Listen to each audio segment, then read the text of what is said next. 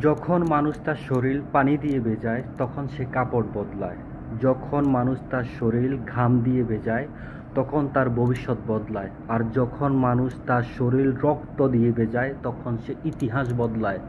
ইনশাল্লাহ বাংলাদেশের ছাত্র জনতা ইতিহাস বদলে দেবে। ইতিহাস বদলানোর জন্যই রক্ত দিতে হয়। চেঙ্গিস খান একটা কথা বলেছিল, যদি ভয় পাও তাহলে এসো না, আর যদি এসো তাহলে ভয় পেও না। যারা আন্দোলনে আছেন তারা যদি ভয় পান তাহলে আন্দোলনে যাবেন না, আর যারা আন্দোলনে যাবেন তারা ভয় পাবেন না। ছোট্ট একটা গ্রুপ নিয়ে চেঙ্গিস খান তার স্ত্রীকে, অন্য গোত্রের সবাইকে কচুকাটা করে নিয়ে এসেছিল। ইনশাল্লাহ বাংলাদেশের মানুষ তার স্বাধীনতা, তার ইতিহাস এই আন্দোলনের মাধ্যমে বদলে দেবে।